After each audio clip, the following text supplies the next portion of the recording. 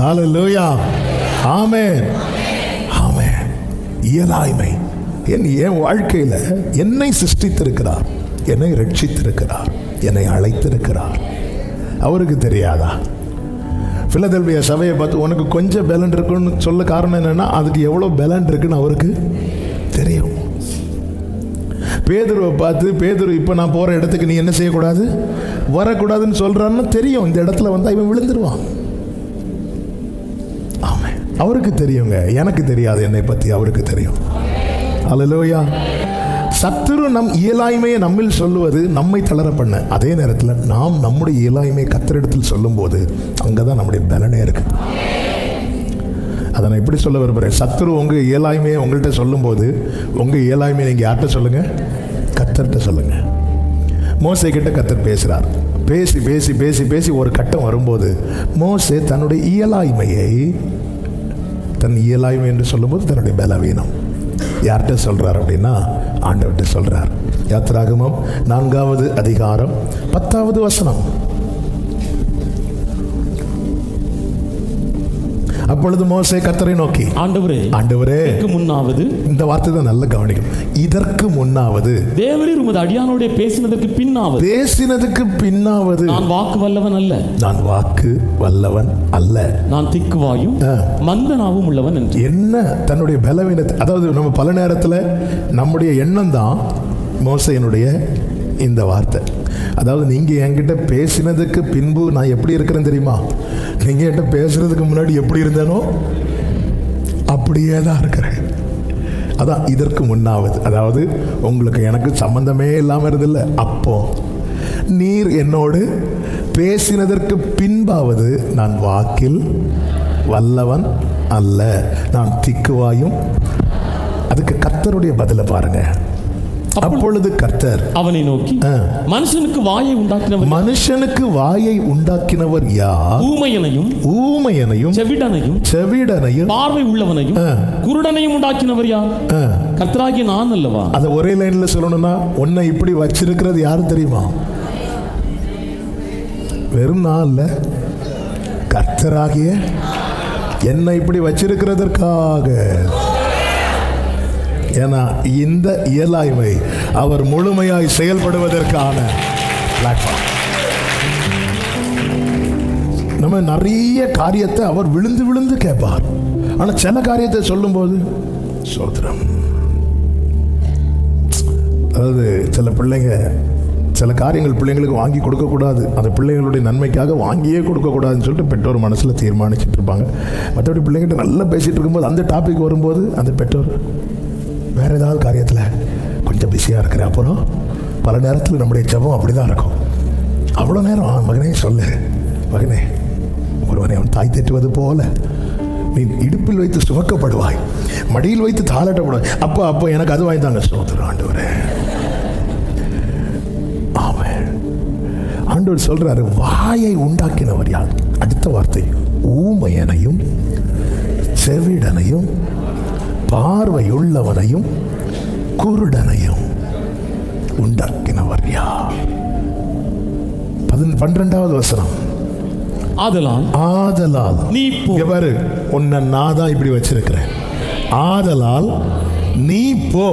அடுத்த வார்த்தை, நான் உன் வாயோடு இருந்து நீ பேச வேண்டியதை போதிப்பேன். இதை எப்பொழுது சொல்றார் தெரியுமா? அவன் தன் இயலாய்மையை கர்த்தரிடத்தில் சொல்லும்போது. வாயை உண்டாக்கினவர் யார்? மோசே என்ன சொல்றாரு? நான் திக்கு வாயும். ஆண்டவர் சொல்றார், இந்த வாயை உண்டாக்கினது யார்? ஆதலால் நான் தான் உன்னை இப்படி வச்சிருக்கிறேன், நான் தான் உன்னை இப்படி வச்சிருக்கிறேன். ஆண்டவரை, இது தெரியாம நான் யார் யாரெல்லாமோ சொல்லிட்டேனே. என்ன எங்க வீட்டில் எப்படி வச்சிருக்கிறாங்க தெரியுமா? ஆண்டவர் சொல்றார், நான் தான் உன்னை வச்சிருக்கிறேன். ஏன்னா எப்படி எப்படி எப்படி என்ன என்ன என்ன தாழ்த்தி இங்க பாரு, நான் தான் உன்னை அப்படி வச்சிருக்கிறேன். எதற்கு? நான் உன் வாயோடு இருந்து நீ பேச வேண்டியதை உனக்கு. ஆமென். என்னை இப்படி வச்சிருக்கிறதுக்காக. சில காரியங்கள் நீங்க பார்த்துருக்கீங்களா? அதாவது நம்ம இன்னைக்கும் ஜெபம் பண்ண காரணம் என்ன தெரியுமா? நம்முடைய எல்லா ஜெபத்துக்கும் பதில் வந்ததுனால அல்ல, ஆனால் நம்ம ஜெபத்துக்குள்ள பதில் வந்திருக்கு. நான் கேட்ட எல்லா ஜெபத்துக்கும் பதில் வரல, ஆனால் நான் கேட்ட பல காரியங்களுக்கு பதில் வந்திருக்குன்னு சொல்றவங்க ஆமென் சொல்லு. நான் ஆரம்பத்திலேருந்து இதுவரை எவ்வளோ ஜெபம் பண்ணேன், ஒரு ஜெபம் கூட கர்த்தர் எனக்கு கேட்கல, அப்படி யாருக்கும் சொல்ல முடியாது. ஆனால் சில காரியத்தில் அவர் அமைதியாகிறார். என் இயலாய்மையை அதை வெளிப்படுத்தும் போது அந்த இடத்துல எனக்கு கர்த்தர் தருகிற வார்த்தை, நான் உன் வாயோடு இருக்கு.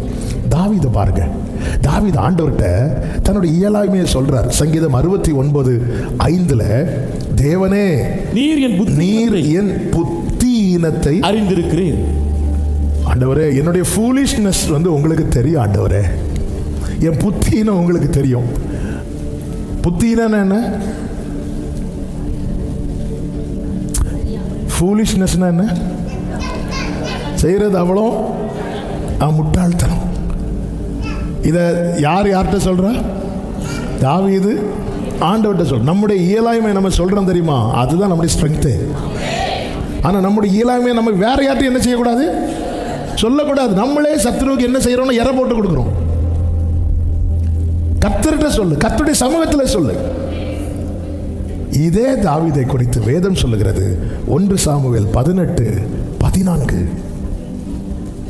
தாவீது தன் செய்கைகளில் எல்லாம் புத்திமானாய் நடந்தான். David behaved himself wisely in all his ways. ஒரு ஞானவான் எப்படி பிஹேவ் பண்ணுவானோ, எப்படி செயல்படுவானோ அப்படி தாவீது நடந்தான். அதுக்கு காரணம் என்ன? கர்த்தர் அவனோட கூட இருந்தார். எனக்கு ஞானம் இல்லை, நான் ஞானவானா நடக்கணும். என்ன செய்யணும்? உங்களில் ஞானத்தில் குறைவுள்ளவன், யாவருக்கும் சம்பூரணமாய் கொடுக்கிறவரும் ஒருவரையும் கடிந்து கொள்ளாதவருமானவரிடத்திலே கேட்க கடவன். என் இயலாய்மையை நான் சொல்லணும். என் இயலாய்மையை சத்ருவை சொல்ல விட்டுட்டு இருக்கிறேன். அவ்வளோதான். உன் கையை பாரு, எவ்வளோ பலன் இருக்கு, உன்னால் என்ன தூக்க முடியும்? முடிஞ்சு போ. என் இயலாய்மை நான் ஆண்டவர்கிட்ட சொன்ன. ஆண்டவர் என்ன சொல்லுவார் தெரியுமா? என் கரம் உன்னோடு உறுதியாக இருக்கும், என் புயம் உன்னை பலப்படுத்தும். பவுல் பாருங்க, பவுல்கிட்ட எப்பொழுது என் பலம், உன் பலவீனத்தில் என் பலம் பூரணமாய் விளங்கும் எப்போ சொன்னார்? பவுல் தன்னுடைய இயலாய்மையை சொல்லுகிறார். ஆண்டவரே, இது முள்ளு மாதிரி குத்திட்டு இருக்க ஆண்டவரே. பிரியமான கர்த்தருடையவர்களே, பேசி நம்ம எல்லாத்தையும் சொல்கிறோம், மற்றவங்கள்ட்ட எல்லாம் சொல்லிட்டு இருக்கிறோம். இது சத்துருவுக்கு நாமே என்ன செய்கிறோம்னா எரை போட்டு கொடுக்குறோம். சத்துருவை வளர விடுறோம். இல்லை, தேவ சமூகத்தில் உட்காந்துருந்து நெகேமியா அழுறான். ஆண்டவரே, இப்படி ஆயிட்டே, எல்லாம் இடிப்பட்டு போச்சே, அலங்க இடிக்கப்பட்டு போச்சே, எல்லாம் போச்சே. ஆண்டவரே, நாங்கள் பாவம் பண்ணிட்டோம்ப்பா, தப்பு பண்ணிட்டோம்ப்பா சொல்லி கதறி எங்களுக்கு காரியத்தை கை கூடி வர பண்ணும் எல்லாம் சொல்கிறான். ஆனால் சன்பலாத்தும் தோபியாவும் வந்தபோது அவங்க கிட்ட எங்களுக்கு ஏன் இப்படி ஆச்சு தெரியுமா, அது அப்படி ஆச்சு, இவங்க இப்படி பண்ணாங்க, அவங்க ஒன்றுமே சொல்லலை. தைரியமாக சொல்கிறாங்க, பரலோகத்தின் தேவனானவர் எங்களுக்கு காரியத்தை கை கூடி வர பண்ணுவார். ஆமே. நம்முடைய இயலாய்மை தேவன் செயல்படுவதற்கான தளம். ஆனால் அதை சரியாக பயன்படுத்தி ஜெயத்தை காண முடியும். நான் உன் வாயோடு இருந்தேன். உடனே மோசே ஒரு ஆப்ஷன் வைக்கிறான். அதாவது இயலாய்மையில் தான் ஆப்ஷன் வைப்போம். இஸ்மவேல் உமக்கு முன்பாய் பிழைப்பானாக என்று ஆபிரகாம் ஒரு ஆப்ஷனை வைக்க ரீசன் என்னன்னா, தன்னுடைய இயலாய்மை. ஆண்டவரை 100 வயசாச்சு, எனக்கு அவளுக்கு 90 வயசு ஆச்சு. இஸ்மவேலும் இந்த ஆண்டவருக்கு முன்னதாக தேவன் நம்மளை வச்சு ஒரு காரியத்தை செய்ய பிளான் பண்ணி இருக்கும்போது நாம் இன்னொரு காரியத்தை அவருக்கு முன்னாக வைக்கிறத தேவனால் ஏற்றுக்கொள்ளவே முடியாது. ஆண்டவரே வேற யாரையாவது அனுப்புன்னு சொன்னது ஆண்டவருக்கு அவ்வளோ கோபம் வருது. உடனே தான் சரி, ஆரோன் இருக்கிறனால ஆரோனை பேசு, ஆரோனை யூஸ் பண்ணிக்கோன்னு சொல்லிட்டும் கர்த்தர் யார்கிட்ட தான் பேசுகிறார்? மோசேட்டு. அதன் அர்த்தம் என்ன? பாரு மோசே, இந்த இயலாமையை நான் உன் வாழ்க்கையில் அனுமதித்தது என்னுடைய திட்டம் நிறைவேற, அதை நீயே தடுத்தாலும் நான் நிறைவேற்றிட்டு தான் இருப்பேன். ஹல்லேலூயா. நமக்கு பல காரியங்கள் புரியாதுங்க, தெரியாது. 40 வயசுல மோசேயை குறித்து எப்படி சொல்லப்பட்டிருக்கிறது தெரியுமா? வாக்கிலும் செயலிலும். அதன் அர்த்தம் வாக்கில் வல்லவன். ஆனால் ஆண்டவருக்கு, அவனுக்கு ஆண்டவர் செயல்படணும்னா அதில் அவன் டவுன் ஆகணும். சில காரியத்தை டவுன் ஆக்குறதுக்காக உங்கள் இயலாய்மையை, அதாவது சாத்தான் வந்து நம்ம சண்டே ஸ்கூல் ப்ரோக்ராம், விபிஎஸ் ப்ரோக்ராம்க்கெல்லாம் வர்றது மாதிரி 2 கொம்பு வச்சுட்டு கண்ணெல்லாம் தள்ளிட்டுலாம் வரமாட்டோம். அவங்க கூட பைக்லேயே வருவோம். அதுக்கு நம்ம யாரும் மனைவியை தப்பாக எடுத்துக்காதீங்க, புருஷன் அப்படி தான் வரும், மெதுவாக. சாத்தான் சொல்லணும்னு நினச்சதை யோபுகிட்ட யாரை வச்சு சொன்னான் தெரியுமா? மனைவி வச்சு சொல்கிறான். பேதுரு சாத்தான் சொல்லணும்னு நினச்சதை இயேசுகிட்ட யாரை வச்சு சொன்னான் தெரியுமா? பேதுரு வச்சு சொல்கிறான். மாம்சத்துக்கு இடம் கொடுக்க யாரை வேணாலும் அவன் கையில் எடுத்து அந்த வார்த்தையை, அதாவது சாத்தானுடைய நோக்கம் என்ன? தேவனை தூஷிக்கணும். யோபுவின் மனைவி விரக்தியில் பேசுகிறாங்க. என்ன பேசியிருக்கலாம்? வாங்க நம்ம செத்துடலாம், இப்படி ஏதாவது பேசியிருக்கணும். ஆனால் கரெக்ட் அதே வேட நீர் தேவனை தூஷித்து. இதுதான் யாருடைய பிளான்? ஏன் எனக்கு என்னை கர்த்தராகிய நான் அல்லவோ என்னை ஆண்டவரை இப்படி வச்சிருக்கிறீங்க, நான் அப்படி ஒன்றை வச்சிருக்கிறதுனால தான் நீ எனக்கு பிரயோஜனம் உள்ள பாத்திரமாய் மாறுவாய். அதாவது சத்துரு எதை சொல்லி தளர பண்ணிருக்கிறானோ அதில் தான் நமக்கான நன்மையே இருக்கிறது. அதனால தான் ஆண்டவர் சீயோனை பார்த்து நீ சொல்லு, பயப்படாத, தளர்ந்துராத, உன்னை தளர பண்ணுகிற சத்துருவை அவர் விலக்குவார். ஆமேன்னு சொல்லுங்க பார்க்கலாம். பேதுரு பாருங்க, தன்னுடைய இயலாமையே சொல்றான். என்ன சொல்றான்? ஐயரே, ராம் முழுவதும் பிரயாசப்பட்டு, அதாவது ஏன் பிரயாசத்தினால ஒண்ணுமே கிடையாது, அவ்வளவுதான். மீதி அவர் பார்த்துட்டார். ஏன் பிரயாசத்தினால. ஹல்லேலூயா.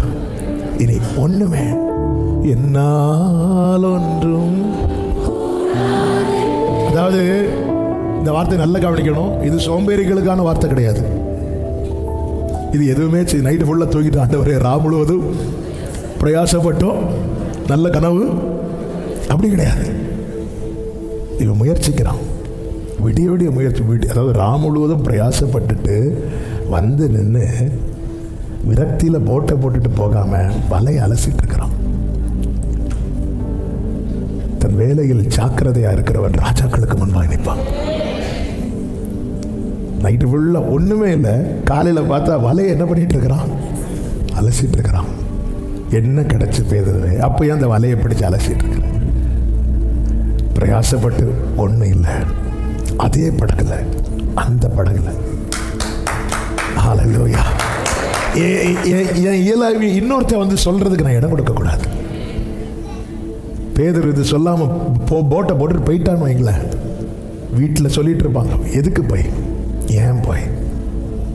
நம்முடைய வாழ்க்கையில் சில பகுதி இயலாய்மை, சில பகுதியில் எனக்கு தெரியும், என்னால் எது முடியாதுன்னு எனக்கு தெரியும்.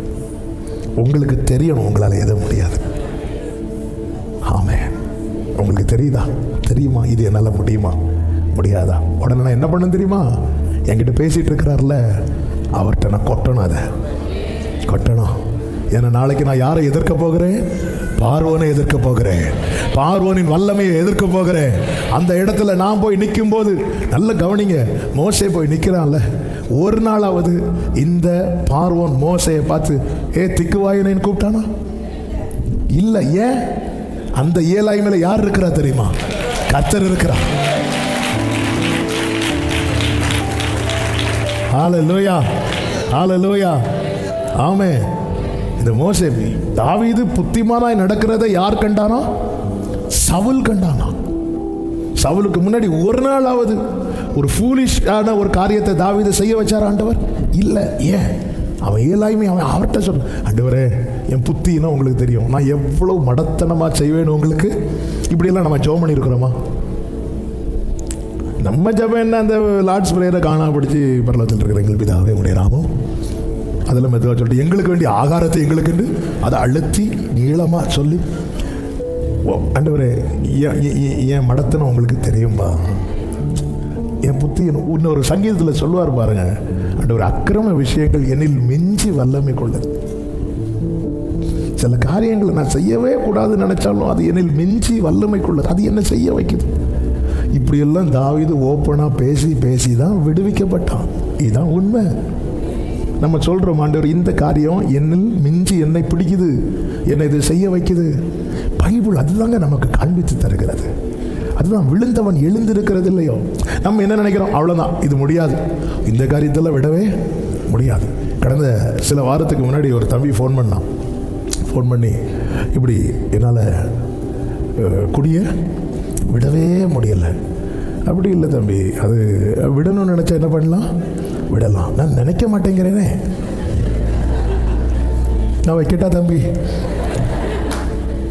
நான் நினைக்க மாட்டேங்கிறேனே. சரி தம்பி, நான் உனக்காக ஜெபம் பண்ணுறேன். அப்போ அவன் சொன்னான், தயவு செய்து எனக்காக. அவர் வேற ஏதாவது சொல்லி தந்துட போறாரு என்னை பற்றி. ஆமென். என் காரியத்தை நான் ஆண்டவர்கிட்ட சொல்லிட்டே இருக்கணும். சொல்ல சொல்ல சொல்ல சொல்ல அதிலிருந்து மேற்கொள்ளுகிற கிருபையை தந்து என்னை எழும்ப பண்ணும். ஆண்டவர் என்னோடு இருப்பதா நான் எழும்புவேன். ஆமென். இன்னொரு காரியத்தை சொல்லி நான் செபிக்க விரும்புகிறேன். சத்துரு அடுத்து எப்படி தளர பண்ணுவோம் தெரியுமா? நம்முடைய பாஸ்ட், நம்முடைய கடந்த கால செயலை சொல்லி அல்லது காண்பித்து, உன்னை பற்றி எனக்கு தெரியாதா, நீ இப்படி இருந்தவன் தானே. அதாவது ஒருத்தங்க கிட்ட அநேகர் இதில் ரொம்ப தளர்ந்து போயிடுவாங்க.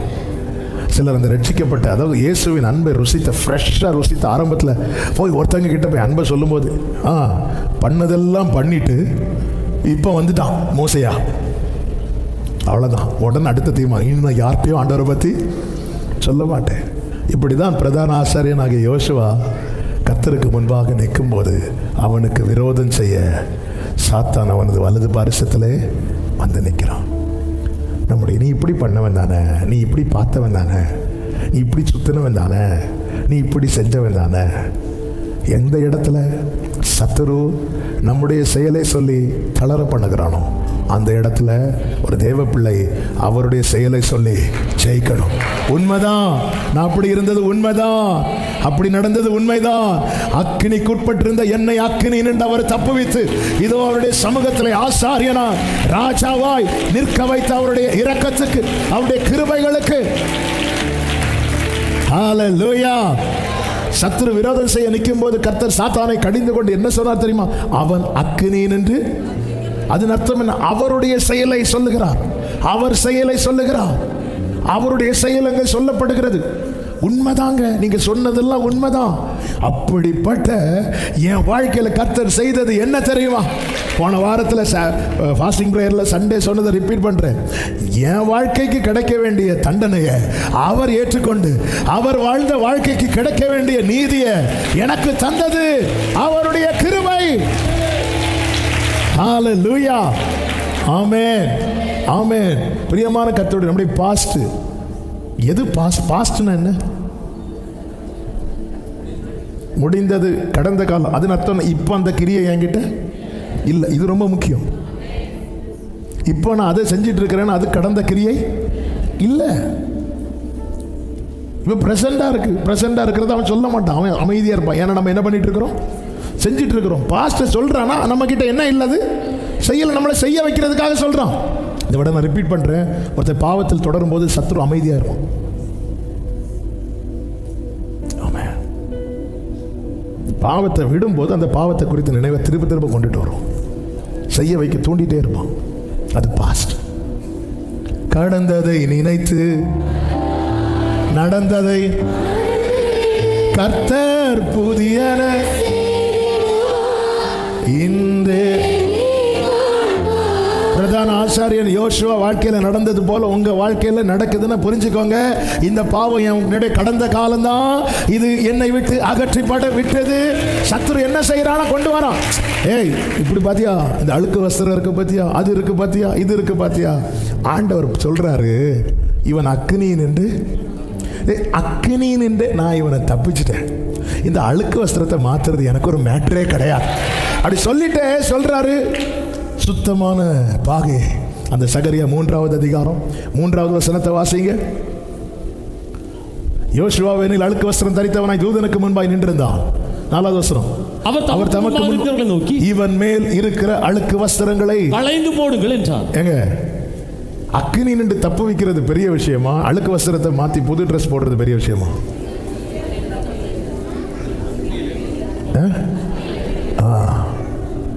அதனாலதான் தேவன் நமக்கு தந்த ரட்சிப்பை பெருசா பார்க்கணும். ஹல்லேலூயா. எனக்கு தேவன், அதனாலதான் ஆண்டவர் சொல்றார், இவன் அக்கினின் என்று இன்னைக்கு நீ கை காட்டுற தெரியுமா? அதுக்கு முன்னாடி அவன் எப்படி இருந்தான் தெரியுமா? அக்கினிக்குட்பட்டவன். அதிலிருந்து வெளியே தப்பு வைக்கப்பட்டிருக்கிறான். எப்படி தப்பு வைக்கப்பட்டான்? ஒரு ஆள் தப்பு வைக்கலைன்னா தப்பு வைக்கப்பட முடியாது. கை நீட்டி தூக்கி எடுத்தா. ஆமே. பொதுவாகவே இந்த தீயில இருக்கிற ஒன்றை நம்ம எடுத்தா என்ன இருக்கும்? கை தொடுறது ரெண்டாவது. அந்த எடுக்கப்பட்ட பொருள் எப்படி இருக்கும்? கொஞ்சம் கரைஞ்சி அந்த இப்படி தான் இருக்கும். அவன் அக்கினின், அவன் இருந்த பொசிஷன் அப்படி, அவன் இருந்த நிலை அப்படி. நான் தூக்கி எடுத்தேன், அவனை தூக்கி எடுத்து அப்படி விட மாட்டேன். அவனை நான் சுத்திகரிப்பேன், அவனை நான் வெண்மையாக்குவேன். ஹல்லேலூயா. இவன் மேல் இருக்கிற அழுக்கு வஸ்திரங்களை களைந்து போடுங்கள் என்றார். பின்பு அவனை நோக்கி, பார், நான் உன் அக்கிரமத்தை உன்னிலிருந்து நீங்க செய்து உனக்கு சிறந்த வஸ்திரங்களை தரிப்பித்தேன். அடுத்த வசனம், அவன் சிரசின் மேல் சுத்தமான பாகையை வைப்பார்களாம். அப்பொழுது சுத்தமான பாகையை அவன் சிரசின் மேல் வைத்து அவனுக்கு வஸ்திரங்களை தரிப்பித்தார்கள். கர்த்தருடைய தூதன் அங்கே நின்றார். அப்ப இதுவரைக்கும் யோசுவா எங்க நிக்கிறான்? கர்த்தருடைய சமூகத்துல. சொல்றவங்க 1000 சொல்லட்டும், நீங்க அவருடைய சமூகத்தில் தரித்து நிற்பீர்களா? உன்னோடு போராடுகிற, வழக்காட வந்த, குற்றம் சாட்ட வந்த சத்துரு அங்கே இருக்க மாட்டான். கர்த்தர் அங்கே வந்து நிற்பார். ஆமென் சொல்லுங்க பார்க்கலாம். இங்கே நான் ஜெபிக்க விரும்புகிறேன். கர்த்தருக்கு சித்தமானால் நாம இதனுடைய தொடர்ச்சியை அடுத்த வாரம் கேட்கலாம். பிரியமான கர்த்தருடைய பிள்ளைகளை, ஒன்றை மட்டும் நன்றாய் புரிந்து கொள்ளுங்கள். நம்முடைய கடந்த கால வாழ்க்கை, நம்முடைய இயலாய்மை, நம் முன்னாக விழுந்தவர்கள், தன்னை பெரியவனாய் இப்படி எல்லாம், இது நம்ம அனுதினமும் நம்முடைய வாழ்க்கையில் சந்திக்கிற சவால்கள். ஹல்லேலூயா. சில பாருங்க, நல்ல நமக்கு ஃபீவராக இருக்கும், அல்லது 2 நாளில் மாறக்கூடிய தலைவலி ஒரு 2 வாரம் தொடர்ந்துட்டு இருக்கும். சிலர் வந்து சொல்லுவாங்க, இப்படி தான் அந்த சிஸ்டருக்கு வந்துச்சு, 3ஆவது வாரமே ஆள் அவுட். இப்படி சொல்லிட்டு போகிறவங்களும் நமக்கு இருக்கிற மொத்த நம்பிக்கையும் போயிடும். இப்படி விழுந்தவர்களை காண்பித்து தருவார்கள். ஒரு தேவ பிள்ளைக்கு தெரியணும். என்ன தெரியணும் தெரியுமா? எனக்கான ஓட்டம் முடியும் வரைக்கும் கர்த்தர் என்னை கைவிடவே மாட்டார், கர்த்தர் என்னை விட்டு கொடுக்கவே மாட்டார்.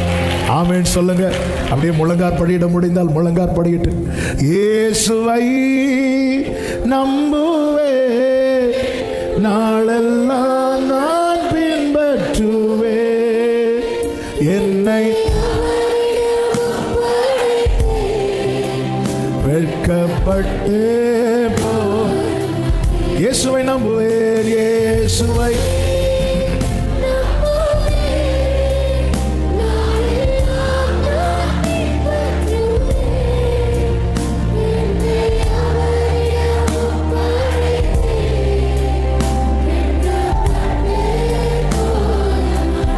வனாந்திரமே வாழ்க்கையானாலும் வனாந்திரமே கர்த்தரின் பக்கம் உண்டு.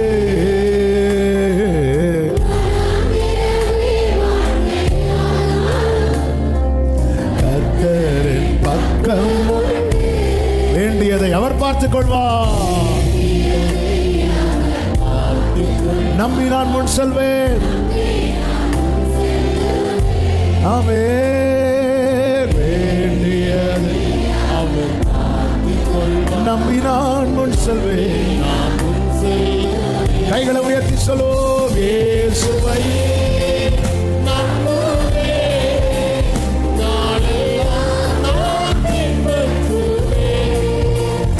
என்னை வெட்கப்பட்டு போக மாட்டேன்.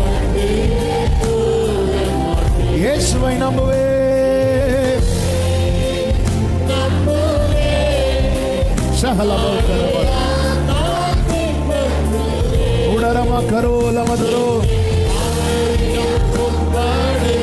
வெட்கப்பட்டு போக மாட்டேன்.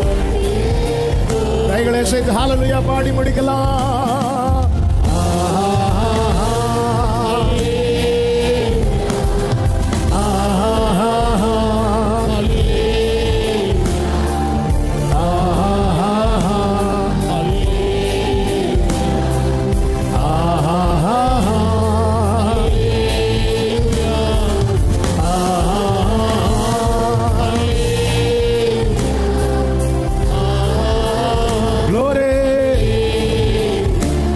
ஆண்டவரே, நன்றி ஆவியானவரே.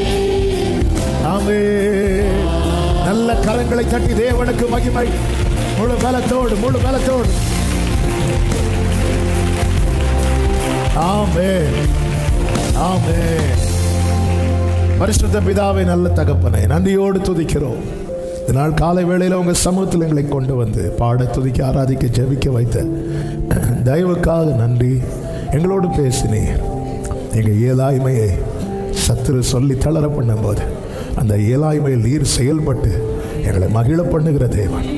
எங்கள் குறையை, எங்கள் செயலை சத்துரு சொல்லி எங்களை கலங்க பண்ணும்போது உம்முடைய செயலை வெளிப்படுத்தி எங்களை ஆச்சரியப்படுத்துகிற நல்ல தேவன்.